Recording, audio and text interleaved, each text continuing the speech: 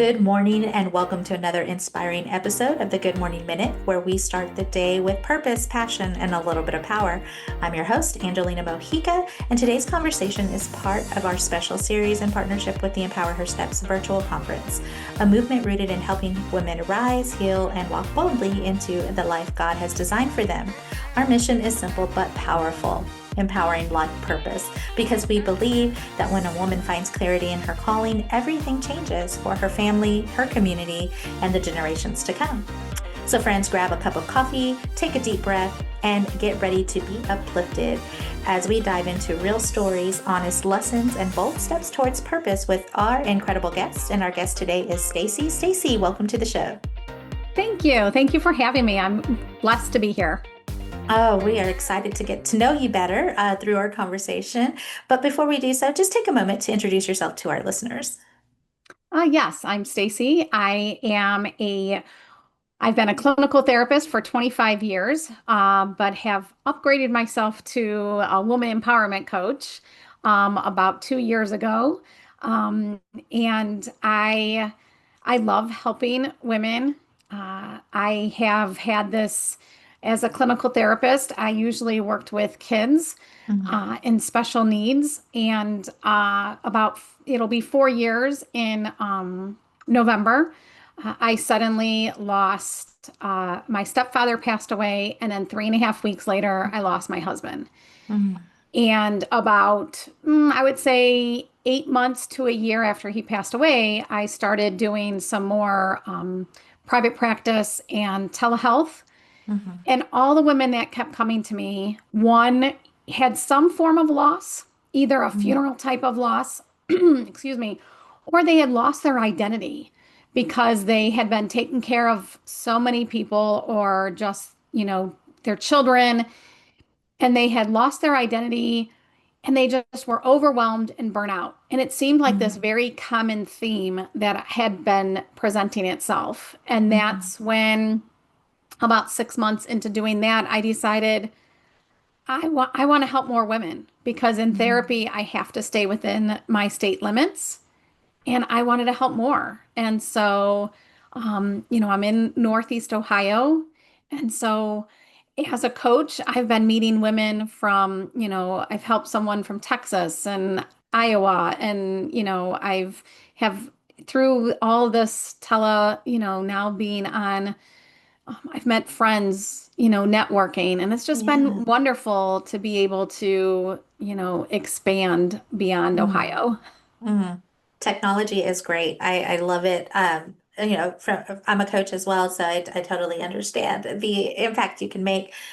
So it's wonderful. Well, again, so happy that you're going to be with us today, and you're going to share a little bit about yourself and your journey. So excited to get to know that part of you.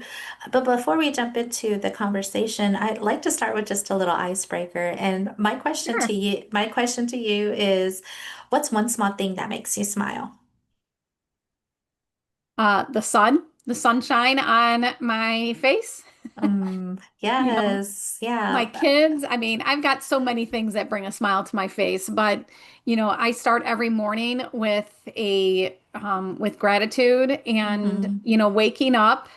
And if I'm able to step outside and feel that sunshine, it's instantly can bring a smile to my face. Wonderful. I like the sun too. It's something about the sun that just kind of revives your spirit, I feel. So, anyways, let's just go ahead and jump into our conversation. I'm just going to ask you, what was the defining moment of pain or challenge in your life, and how did it impact you? Yeah, I would say the most defining impact was definitely when I lost my husband suddenly. Mm. It was 3.5 weeks between losing my stepfather. We lost him very suddenly. My mom had called, like, he did not wake up that morning. He had suffered a heart attack and, sometime in the night, and Mhm. she did not wake up to him. And then 3.5 weeks later, my husband had contracted COVID, um, about a week. It was, yeah, like a week after my stepfather had passed away. It was like the Mhm. day after his services had ended. my husband got sick, and he was only sick for about a week and a half before we lost him. And I was young, and or at least I Mhm. identified myself as young still. We had, a 17-year-old at the time and she was 20. And so our lives were just really beginning, because we had put so many things off, because of raising Mhm. kids, that we were talking about all these future things. And so when I Wow. said that, like, part of like when I've met women in my coaching is that loss of identity. Yeah, I had lost also my identity too. Like I envisioned these future things, like future trips, and all of those went Mhm. away when I buried him. And so that was probably the most impactful thing that I had experienced in my life. Mhm. Wow. And, going through that grief journey has really opened me Mm. up to as a different person individually, but professionally as well. Like, Mhm. as a therapist, I've been opened up to so many more things than what I had been trained Mhm. as. Mhm. Wow. Um, Thank you so much for sharing that part of yourself with us. And I agree. I think when we look at, the end of a relationship, a lot of us grieve that future of, the things that we're looking on as far as looking forward to experiencing, as a couple. And I'm appreciative that you're saying that because coming from a divorce, and now I know it's not the same as, Hmm. losing someone, but I know through death or anything like that, but there's still that loss of the future, the loss of, Right. those things that you dreamed about doing and, just the walk of what that would have looked like as with your companion and whatnot. So, wow, that is absolutely amazing that you're now connecting your grief to, what this is, there's a purpose behind it. And it's to, help others walk through their pain and grief process. So let's talk a little bit about that. Like when in this journey of, loss, did you discover like, this is where I'm going to evolve and I'm going to help become a coach and help connect with other women? Yes. So, like I said, when it was about a year after he had passed away, I needed the extra income. And so I Mhm. was, working full time in a school, and then you doing telehealth on in the evenings or on the weekends when it didn't interfere, because I would create my schedule based, each week's Mhm. schedule would be based on my kids' needs, Mhm. and so I started doing that. And when I started, talking to more women, I realized there was so many, I first was focusing on, anxiety and the stress of working women, but then it was after every woman I talked to, it was some form of loss Mhm. and that's when it was like, that's what I need to focus on. And it was really also during that process is that I realized that I wasn't necessarily grieving wrong, but I Mhm. wasn't really also connecting myself to my real feelings either. And that's what I wanted to start helping women do too, is because Mhm. women are so used to doing, when an event like this, a disrupting event happens, Mhm. we're so used to like, let's just pick up, a lot of us are, let's pick up the pieces and keep doing, Mhm. and I realized that that was not allowing me to connect to my real feelings either. So, in this Mhm. process of my own journey, I've realized what I need to do to help women connect to themselves and find their own joy. Yeah, absolutely. And the key points that you're talking about here is how we can jump into just surviving mentality, right? I don't want to feel, I don't want to know, I just, want to do. And what's the next thing on my list? And we think, we do that as preservation of just our own emotional well-being, but it really is a depleter because we lose so much when we're operating from that kind of mentality. We disconnect basically socially, Right. emotionally, and even mentally at times too. And so we lose out on precious moments that could be impactful and, building memories and whatnot, if especially if we have children that are involved and whatnot. So that's important that you're talking about that, and really kind of hoping the listeners are connecting to that. Like that is important because you do want to stay intact, even though it is hurtful, but going through it and actually feeling it helps you in the healing process a lot more than it would to try to be disassociated from it.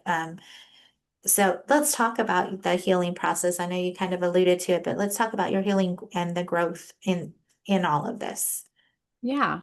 Yeah. Like I said, when I first started, I immediately started into doing. I mean, my Mhm, husband passed away a week later, mhm, like we had his funeral on a Saturday. My daughter raced four-wheelers and she wanted to race on Sunday. So, like, it wasn't even 24 hours after his funeral, and I am packing mhm, up a truck and trying to figure out because he's the one that always did all that. I was just normally the passenger and went along mhm, and took pictures but I was the one that, like had to figure out how to get her four-wheeler there, how to do this and so it immediately started of just checking off the boxes of mhm, doing.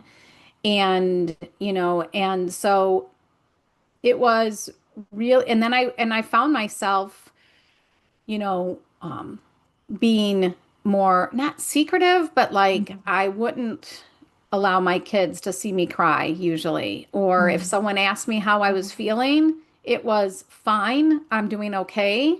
mhm, But really, I was unraveling inside. Like, I didn't know, what tomorrow was going to bring. Like, I didn't know how I was going to do tomorrow. mhm, And, people kept saying, because on the outside, they kept saying, you're so strong. You're so strong.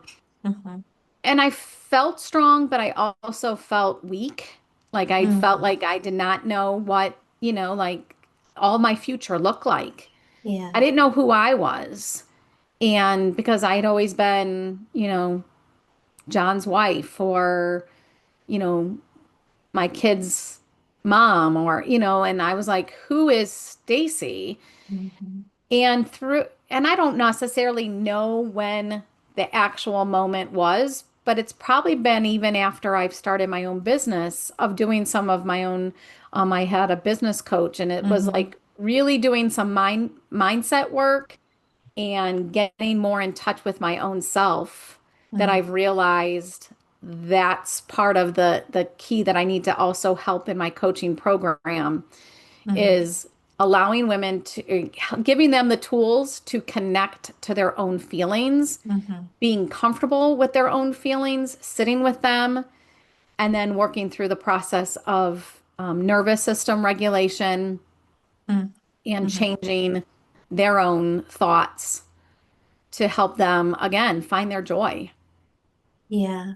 Do you think, because you mentioned like people were saying, "Oh, you're so strong, you're going to get through this" and stuff like that. Do you think that almost kind of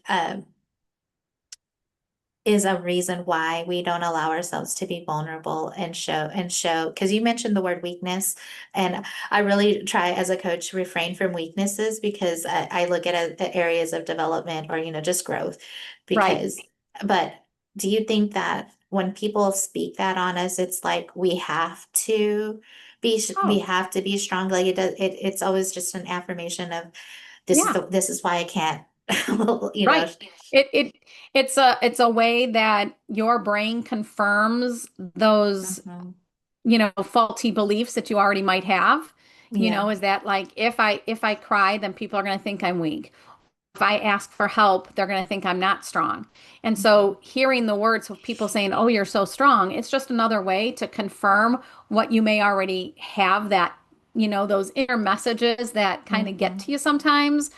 And, you know, and through my journey, and again, I can't pinpoint the exact day that it happened, but somewhere, I had listened to some grief podcasts and I started to recognize that like the languages that people were using were definitely things I knew as a therapist. And I Mm-hmm. started putting more into place. And that's when I started to really, again, internally start to feel more at peace. Mm-hmm. And I also, recognized those internal messages and they're easier. Now it's a lot easier for me to be like, no, that's not true. Mm-hmm. This is what's true. Mm-hmm. Yeah, yeah. I appreciate that because even hearing you say that, I remember in my own journey being in that mode of I've got to be strong. I can't ask for help. I've got to do this all on my own. I got myself here. I'm going to get myself out. Those are the inner thoughts that we're thinking during Mhm. those times and stuff. Wow. Um, so let's talk a little bit about how you've taken these experiences. I know you mentioned that you're an empowerment coach and things like that. But let's talk a little bit about how your story really has shaped who you are today. Yeah, I would say that I'm definitely like I said, things that you learn as a Mhm, therapist, like all the trainings I've got, so many, you know, I've got many certifications, I've got a license in the state of Ohio, but it's none of it has taught me what I have learned through this journey, in mhm, regards to uh, obviously everybody's grief is different. There's three of us that experience the exact same loss that live in this house, and we mhm, all have done it differently. mhm, But that's not necessarily what I learned is through this journey I've learned, and what's made me different is learning how to really connect to myself, mhm, doing the grounding work that I do every day, um, and changing. I have a totally different mindset, mhm, and I just, yeah, I know how to, like, again, I think it's that connection to myself mhm, and knowing how to ground and look at things in a different light. mhm. And I like that you're talking about looking at things in a different light because that's reframing perspective, right? You're reframing it for yourself because we definitely can look in the midst of adversity. Life is happening to me when it really isn't happening to you. Now, happening for you. And I'm not saying that the death of your husband happened for you, but what you did afterwards definitely created something for you. And Oh, so, for sure. that's the differentiation there is that life is unexpected and that things are going to happen, but it's what you do with it that is what matters. And that's the part that life is happening for you is what are you going to create from it. Um, because you could have definitely fell into a bed, pulled the sheets up over your head and said, this is it. This is where I'm going to be the rest of my life. Or you could have said, like you did, you reframed it for yourself and said, okay, no, other people are going through this and I can use what I've experienced to help lead other women in their grief process as well. Right. Yeah, so Stacey, let's say there's somebody that is in the bed with the sheets over their head and they don't, what kind of advice would you give that person if they're listening today? One is that you don't have to do it alone, and there is no expectation that you have to do it alone. You Hmm. know, um, I am getting ready to do a free workshop in a couple weeks in September, and it is all about root, rise, and receive. And so I provide in that training my rooting ritual, which is, getting connected to yourself Hmm. and rising above those old stories that we hear in our head, and then receiving the support of your own self and people around you. And so you don't have to do it alone. You don't have to stay under those covers. Um, Yeah, find your community, find your people, get out there, because there are people that want to help you. They just need to know that you're in need for sure. Stacey, what does living with purpose look like for you now? It is, every morning like I said, I connect to myself. Hmm. I can, and that living for the purpose is living in the moment, like today. Like, what is Hmm. today? I no longer ask myself, what if? I always ask myself, like, what am I facing right now? And what can I do right now? Because the what ifs just increase that uncertainty and anxiety. So living in that purpose is like today, like what am I doing today? And Mm, how am I finding my joy today? Like there's always something. Every day I can find something that's brought me joy. mm. And it goes back to that first question that I asked you, what are the small things that make you smile? And you're like, I have a list of small things. I'm so grateful for so many things. And I think when we are in our healing journey, and again, that can be a process within itself. It's lifelong, but Mhm. you learn to appreciate the small things in life. And you really do. You step into an attitude of gratitude where you can look at life from a different perspective and say, this is just life. But there's so much beauty in it. And if we're not connected, we can miss out on it for sure. Right, right. Yeah. So, Stacey, as we get closer to the end of our conversation, I do have a question that I ask all my guests, and that's one of legacy and impact. And my question to you is, if today were your last day, what would you want to be remembered for? Oh, that that I've listened to women and I can help that, or I've changed their lives to Mm, finding their joy. mhm, mm. Beautifully said. And so, Stacey, as we get ready to close our conversation, I'm going to ask one last question. If you could leave a bit of truth or maybe a word of encouragement to someone that's out there still trying to figure out their life purpose, what would it be?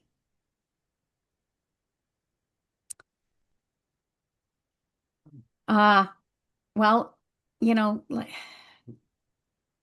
connecting to yourself. Mm, Find you.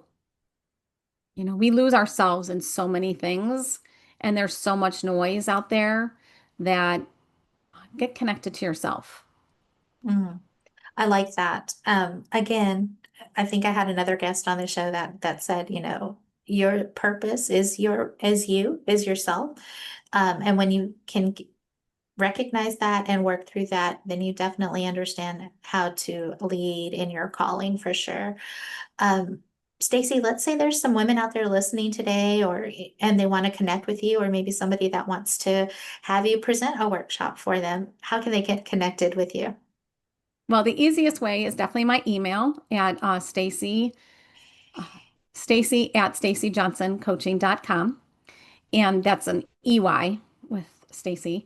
Mhm. And I'm on Facebook, Instagram, TikTok. They're all under Stacy Johnson Coaching. Wonderful. Well, as Stacey, I just want to say thank you so much for sharing your story, your heart, and your light with us today. Conversations like this remind us purpose isn't about perfection. It's about showing up and growing through the things that we go through, understanding that every step matters. Here at the Good Morning Minute and through the Empower Her Steps movement, we believe every woman has a purpose worth discovering and a voice worth using. You are not alone in this journey, my friends. So until next time, keep rising, keep trusting, and keep walking boldly into the life that God has designed for you. I am Angelina Mojica, your life coach, sending you much love, much peace, many blessings.